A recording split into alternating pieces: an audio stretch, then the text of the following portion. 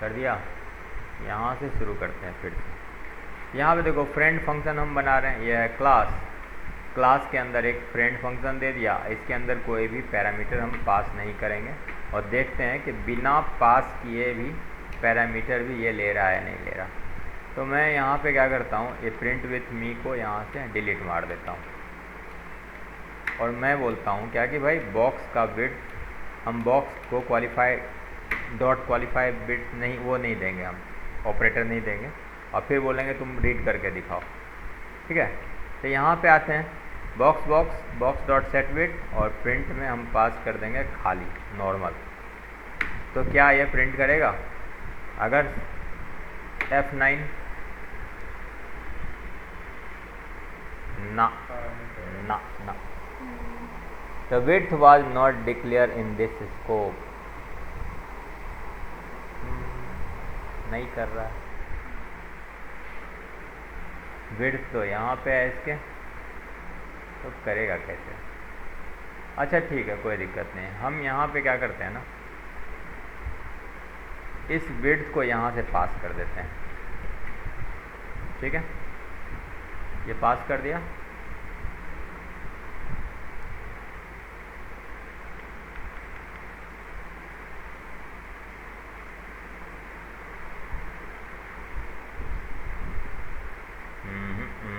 पास कैसे करेंगे? वो तो क्लास के अंदर है ना, यहाँ पे कैसे पास करेंगे? क्लास के अंदर है, इसका क्या इलाज है? अच्छा रुको, मैं ऐसे ही इसको रन करने की कोशिश करता हूँ, विड्थ नहीं दूंगा इसको। मैं क्या बोलता हूँ कि भाई बिना उसके रन करो। ठीक है, हम कुछ भी नहीं दे रहे तुमको और यहाँ भी कुछ नहीं दे रहे, बस हम कह रहे हैं खाली जो है विड्थ ऑफ बॉक्स लिख दो। ये तो कर सकते हो। ठीक है, यहाँ पे करें F9, इसको हटा दो।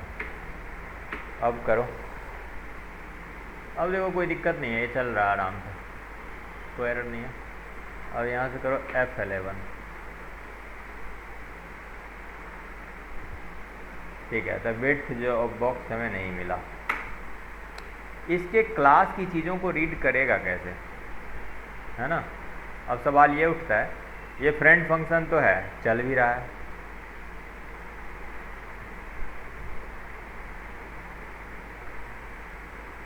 क्लास की चीज़ों को कैसे रीड करेगा?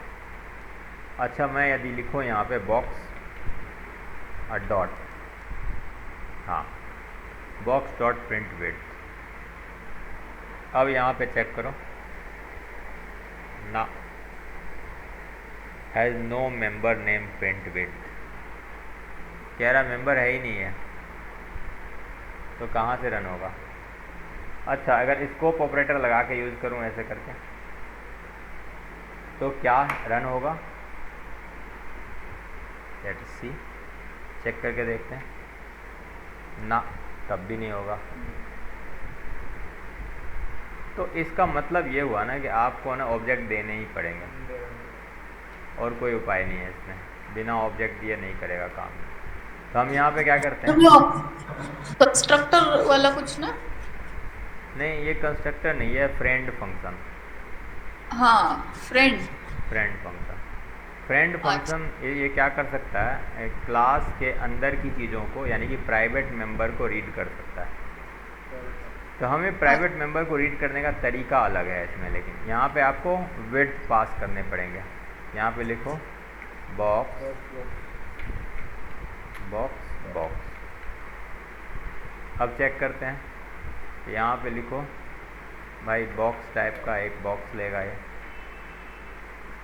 अब तो करेगा ही करेगा, अब तो कोई दिक्कत ही नहीं है। यहाँ पे लिखो box dot width print width dot box dot width लिखो। फ्रेंड फंक्शन है, ये काम कर सकता है,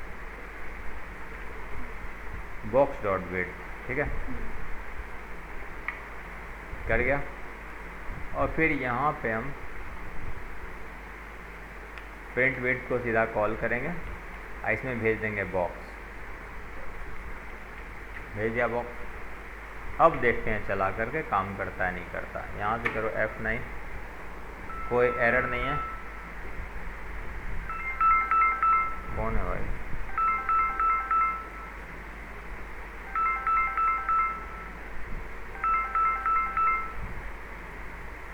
हेलो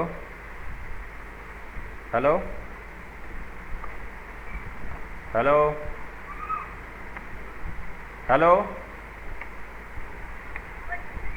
हेलो, कौन है? वीडियो कॉल क्यों कर रहा है ये? स्कैमर तो नहीं है कोई? वीडियो कॉल क्यों कर रहा है? स्कैमर लग रहा है कोई है। चलो यहाँ से आते हैं।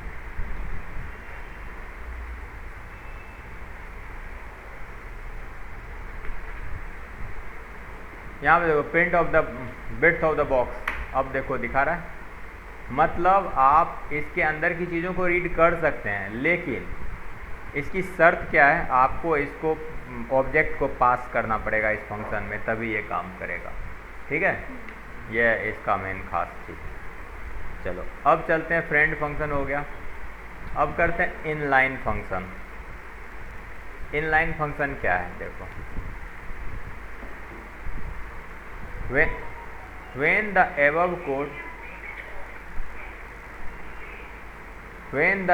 code is compiled and run, तो ये वैल्यू दे रहा है। ठीक है, इनलाइन फंक्शन में आते हैं, इसको सेव एज कर लेते हैं। File save as class number 7 inline function.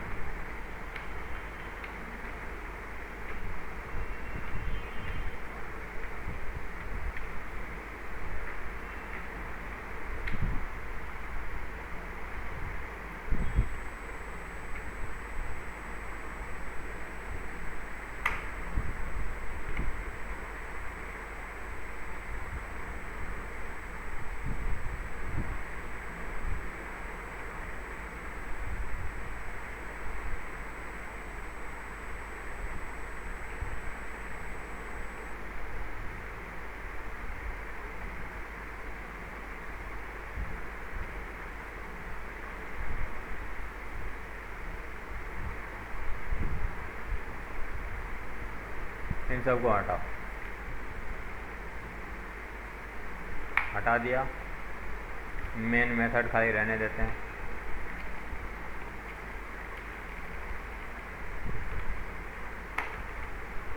ठीक है, अब यहाँ पे चलते हैं। C++ inline function is powerful concept that is commonly used with the class. Class के साथ ही यूज किए जाते हैं खास करके। If a function is inline, the compiler places a copy of the code of that function at each point where the function is called at compile time। कह रहा है कि ये फंक्शन एक मतलब स्पेशल टाइप का फंक्शन है। जब भी इस फंक्शन को कॉल किया जाएगा, if a function is inline, अगर ये इनलाइन फंक्शन है, the compiler place a copy of the code. तो कंपाइलर क्या करता है? उस कोड की कॉपी को वहाँ पे वहाँ पे रख देता है जहाँ पे ये फंक्शन कॉल किया गया है। ठीक है, हर जगह लगा देता है। Each point where the function is called at compile time. ठीक है, तो any change to an inline function could require all client of the function to be recompiled. तो कुछ भी अगर आप चेंज करेंगे तो जितने भी क्लाइंट हैं सबको रिकम्पाइल करना पड़ेगा, because compiler would need to replace all the code once again, otherwise it will continue with the old functionality. अगर ऐसा नहीं करेंगे तो पुराने फंक्शनैलिटी के हिसाब से ही काम करेगा। To inline a function place the keyword inline. यहाँ पे इनलाइन कीवर्ड लिखना पड़ेगा फंक्शन से पहले, बस बन जाएगा inline. Before the function name and define the function before any call are made to the function. ठीक है, यहाँ क्या कह रहा है कि पहले फंक्शन को बनाइए और फिर जा कर के कॉल करिए और उसके पहले आप इनलाइन वर्ड लिख दीजिए। The compiler can ignore the inline qualifier in case defined function is more than one line. अब देखो एक खास बात कह रहा है, क्या कह रहा है, एक से ज़्यादा अगर उस फंक्शन के अंदर लाइन हुआ तो कंपाइलर उसको इनलाइन नहीं मानेगा। ये इनलाइन क्वालिफायर को क्या करेगा, इग्नोर कर देगा, नहीं मानेगा, उसको नॉर्मल फंक्शन मानेगा। ठीक है।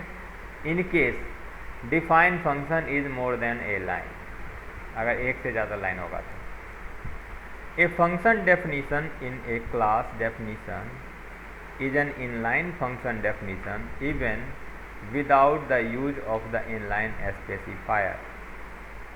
तो a function definition in A class definition, class के अंदर यदि कोई फंक्शन डिफाइन किया जाता है तो वो इनलाइन फंक्शन होगा। Is an inline function definition, तो वो क्या इनलाइन फंक्शन डेफिनीशन होता है।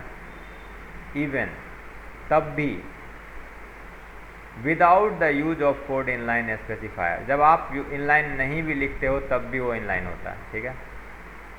Following is an example which make use of inline function to return max of 2 number. तो यहाँ पे देखो, यहाँ पे एक फंक्शन बनाया, सिंगल लाइन, एक लाइन का फंक्शन है। अगर आप ज़्यादा लाइन दे देंगे तो ये इनलाइन नहीं बनेगा ये। ठीक है। तो यहाँ पे हम बनाते हैं एक इनलाइन फंक्शन, पहले इनलाइन लिखते हैं।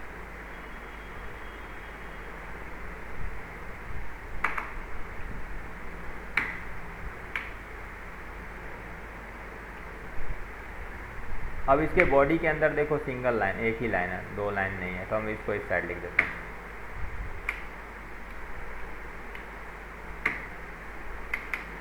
एक लाइन है। इनलाइन इंट, यहाँ पे 2 वैल्यू लेगा आपसे, x और y लेगा, और बदले में आपको क्या करेगा, बड़ा जो है, अगर x बड़ा है तो x रिटर्न करेगा, नहीं तो y रिटर्न करेगा। ठीक है। मैक्स वैल्यू रिटर्न करेगा। ठीक है। यहाँ से सेव करते हैं। अब आते हैं मेन में, इसको कॉल करेंगे। तो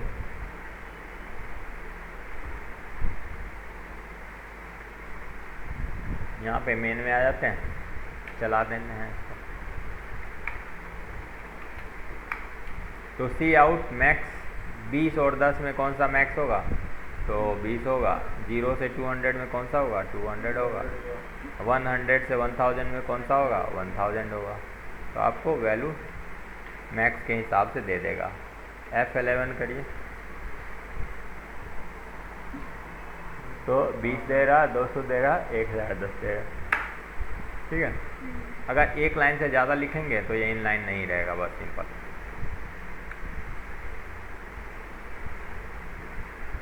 अब आते हैं दिस पॉइंटर। ये तो कॉन्सेप्ट का भरमार है इसमें। दिस पॉइंटर क्या होता है, इसको अब सेव एज कर लेते हैं। 8 नंबर में चलो, this pointer.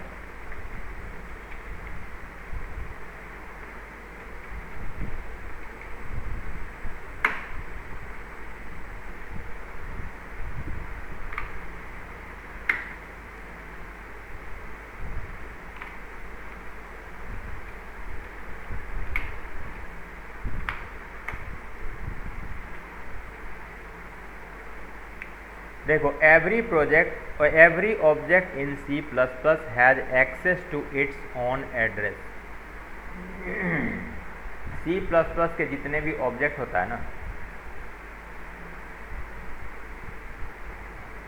Has access to its own address, इसका मेमोरी लोकेशन का एक्सेस इसके पास होता है। किसको, ऑब्जेक्ट के अंदर मेमोरी लोकेशन को रीड कर सकता है। Every object in C++ has access to its own address. ठीक है, memory address. Through an important pointer, जो एक इम्पोर्टेंट पॉइंटर के द्वारा हो सकता है, कॉल्ड दिस पॉइंटर, और दिस की मदद से उसको यूज किया जा सकता है। The this pointer is an implicit parameter to all member function. तो जितने भी मेंबर फंक्शन होते हैं ना, उसके अंदर जो दिस पॉइंटर होता है ना, वो इम्प्लिसिट पैरामीटर होता है। इम्प्लिसिट मतलब आपको लिखने की ज़रूरत नहीं है, फिर भी उसके अंदर होता है, ठीक है। इम्प्लिसिट पहले से ही उसमें इनबिल्ट रहता है, आप नहीं लिखेंगे या चाहे लिखेंगे तो भी वो हो जाएगा। तो therefore inside a member function this may be used to refer to the invoking object. तो मेंबर फंक्शन के अंदर ऑब्जेक्ट को रीड करने, मतलब रीड करने के लिए दिस का यूज कर सकते हैं आप, ठीक है। तो friend function do not have a this pointer. Friend function के अंदर दिस पॉइंटर नहीं होता है, ठीक है, because friend are not member of a class. Friend जो होता है, फ्रेंड फंक्शन क्या होता है, क्लास के मेंबर नहीं होते हैं। Only the member function have a this pointer. अब यहाँ पे खास बात क्या कह रहा है, जब यदि आप स्टैटिक मेंबर आप नहीं बनाएंगे और फ्रेंड फंक्शन नहीं बनाएंगे, तो जितना भी उसके अंदर होगा वो मेंबर फंक्शन जो भी होगा उसके अंदर दिस पॉइंटर बाय डिफ़ॉल्ट होगा, बाय डिफ़ॉल्ट। तो let us try the following example to understand the except of this pointer, concept of this pointer. चलो अब यहाँ पे आते हैं। पहले एक बॉक्स क्लास बना लेते हैं, ठीक है।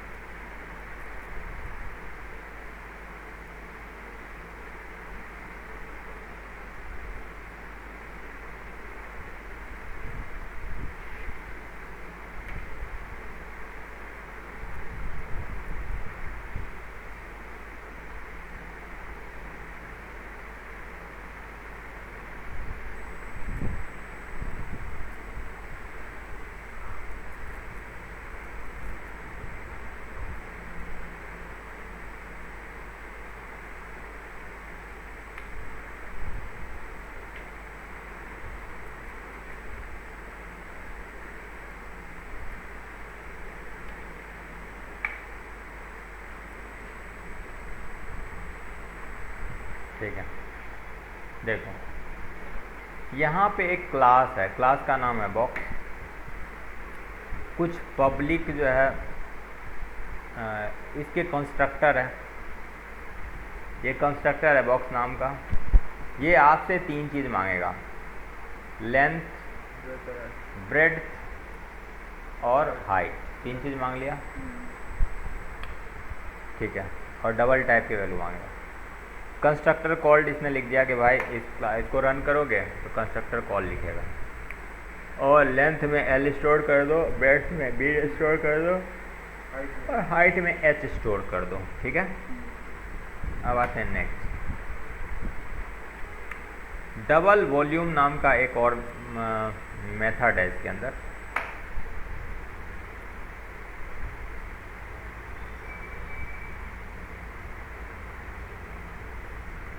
ठीक है, डबल वॉल्यूम नाम का एक मेथड है। ये वॉल्यूम क्या करेगा, रिटर्न देगा आपको दोनों को तीनों को मल्टीप्लाई करके, बस, ठीक है। और कंपेयर नाम का एक और मेथड है जो क्या करेगा, this return this volume greater than box dot volume. और ये मांगेगा आपको बॉक्स टाइप का एक ऑब्जेक्ट, ठीक है।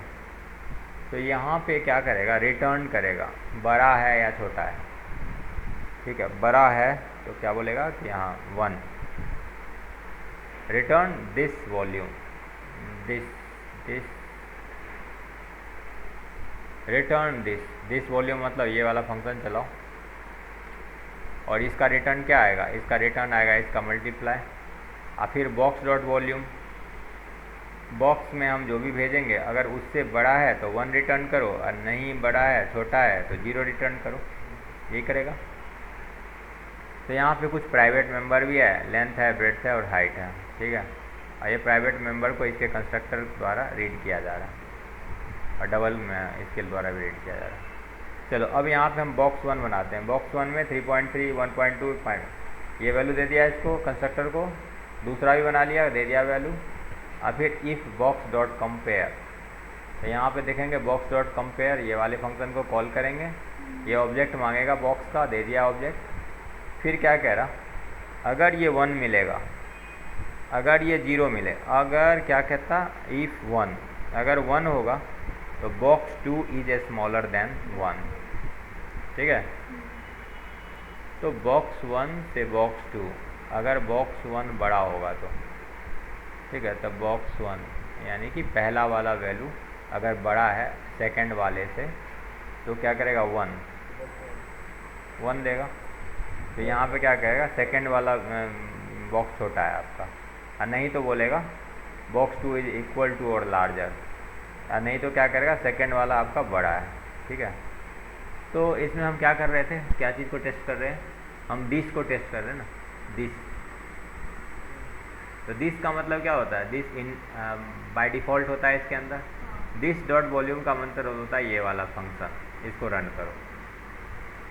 अब बॉक्स डॉट वॉल्यूम का मतलब होता है इसके अंदर जो बॉक्स आ रहा है उसके वॉल्यूम को रन करो, और दोनों को कंपेयर करके ये बताओ कि 1 है या 0 है, ठीक है। आगे समझ में। तो यहाँ पे करो F9, फिर करो F10। तो हम ये वाला बॉक्स 2 बड़ा है, ठीक है, तो बोलेगा इक्वल टू लार्जर। तो यहाँ पे करो F11,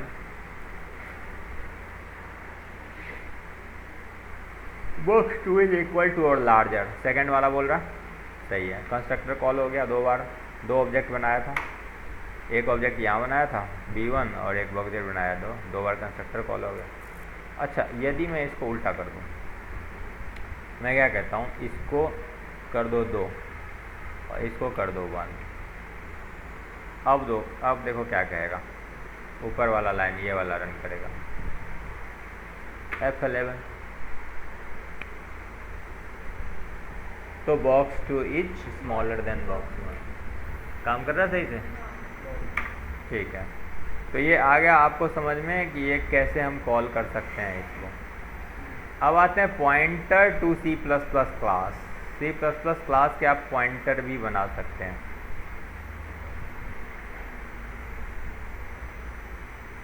स्टैटिक फंक्शन मेंबर, अभी तो है इसमें, बस ये लास्ट है, ठीक है। तो अब यहाँ पे आते हैं पॉइंटर बनाते हैं। पॉइंटर, तो यहाँ पे देखो क्या, a pointer to C++ class is done exactly the same way as pointer to the structure. जिस तरीके से पॉइंटर स्ट्रक्चर के बनते थे, क्लास के भी पॉइंटर वैसे ही बनेंगे। And to access member of a pointer to class you use the member access operator, और यहाँ पे arrow, member access operator arrow का यूज आप करोगे, just as you do with a pointer to structure. Also as with all the pointer you must initialize the pointer before using it. तो आपको initialise करना पड़ेगा। तो सबसे पहले हम क्या करते हैं, पॉइंटर को बना लेते हैं, इसको सेव एज करो,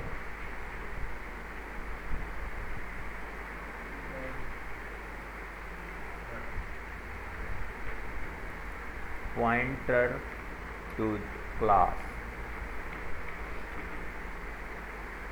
9 नंबर।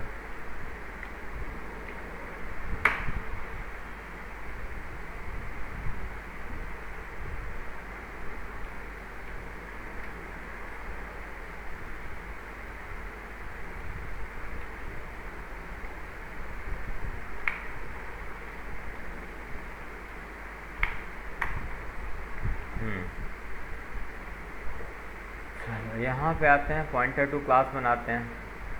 तो सबसे पहले एक बॉक्स क्लास बनाएंगे,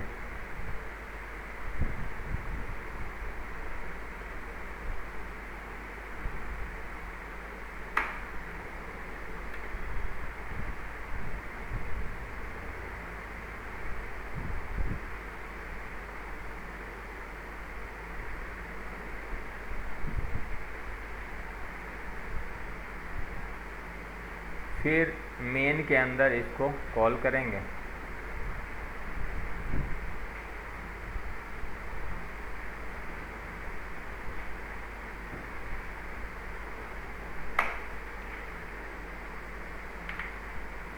यहाँ पे दो ऑब्जेक्ट बन गए, बॉक्स 1 और बॉक्स 2। यहाँ पे देखो ये क्या कर रहा है, यहाँ पे वॉल्यूम नाम का मेथड है, पहले जैसे था वैसे ही है।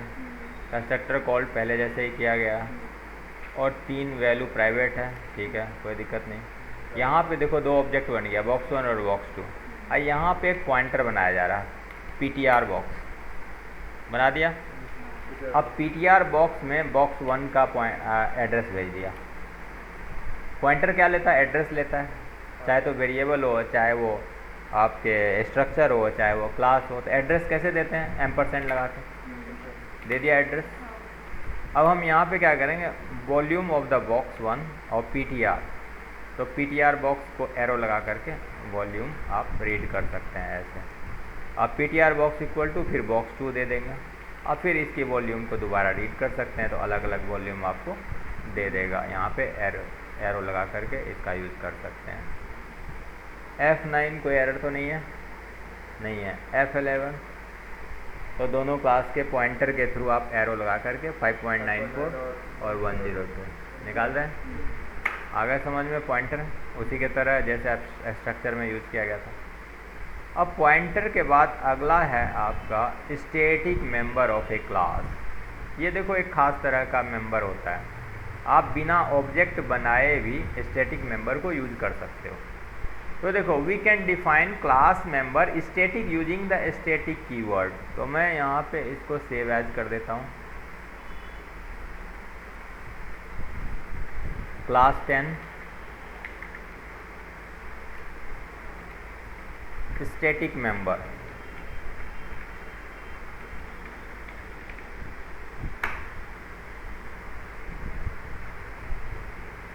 स्टैटिक मेंबर क्या है? Of a class as a static, it means no matter how many object of the class are created, there is only one copy of static member. कह रहा कितने भी आप ऑब्जेक्ट बना लो, सब के अंदर स्टैटिक मेंबर एक ही रहेगा, ठीक है। ए static member is shared by all object of the class. कह रहा स्टैटिक मेंबर सभी ऑब्जेक्ट के द्वारा शेयर किए जाते हैं। A static member is shared, all the static data is initialise to 0 when the first object is created. जब पहला ऑब्जेक्ट बनाया जाता है ना, तो जितने भी स्टैटिक जो है डाटा होते हैं, 0 से स्टार्ट, 0 हो जाता है उसमें value. If no other initialization is present, अगर कुछ भी उसमें आप नहीं डालो तो 0 कर देता है। We can't put it in the class definition, but it can be initialized outside the class as done in the following example। कह रहा हम इसके क्लास डेफिनेशन के अंदर पुट नहीं कर सकते, इसको इनिशियलाइज किया जाएगा बाहर में, क्लास से बाहर, by declaring the static variable. तो हम रीडिक्लेयर कर सकते हैं इसको using the scope resolution operator. तो इस स्टैटिक मेंबर को क्लास के अंदर नहीं डिफाइन नहीं किया जा सकता है ना, इनिशियलाइज नहीं किया जा सकता, यही कह रहा। तो रिजोल्यूशन, स्कोप रिजोल्यूशन ये है, 2 बिंदी, इसकी मदद से आप कर सकते हैं। तो यहाँ पे आते हैं, एक स्टैटिक मेंबर बना लेते हैं। तो वही है बॉक्स क्लास, कुछ प्राइवेट वेरिएबल है इसके अंदर, कुछ पब्लिक है, एक स्टैटिक है। तो ये रहा क्लास, डिलीट, क्लास बन गया। तो यहाँ पे देखिए, यहाँ पे public static int object count, एक है स्टैटिक मेंबर इसके, बस सिंगल। अब यहाँ पे 3 वैल्यू मांग रहा है, ये पहले जैसा ही है सारा। जब भी आप ऑब्जेक्ट क्रिएट करोगे ना, तो ये क्या करेगा, ऑब्जेक्ट के वैल्यू को प्लस प्लस कर देगा, बढ़ा देगा। एक ऑब्जेक्ट बनाओगे 1 हो जाएगा, 2 ऑब्जेक्ट बनाओगे 2 हो जाएगा, 3 बनाओगे 3 हो जाएगा, और वो सारे ऑब्जेक्ट में वैल्यू अवेलेबल रहेंगे, ठीक है। तो यहाँ पे हम वॉल्यूम का यूज़ करेंगे और प्राइवेट मेंबर का यहाँ पे यूज़ करते हैं। मेन में इसको यूज करके देखेंगे। तो यहाँ पे आ जाते हैं, यहाँ पे इंट बॉक्स ऑब्जेक्ट काउंट। अब यहाँ पे इनिशियलाइज कर दो इसको, बाहर आकर के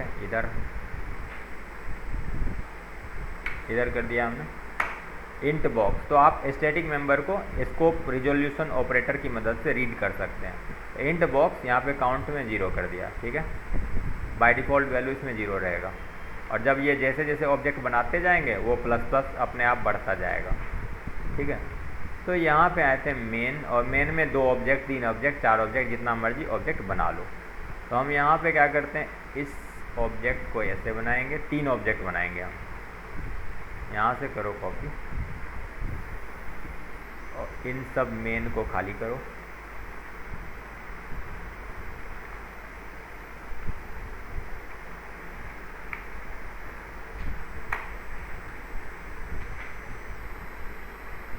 तो बॉक्स 1 यहाँ पे 2 वैल्यू, बॉक्स 2,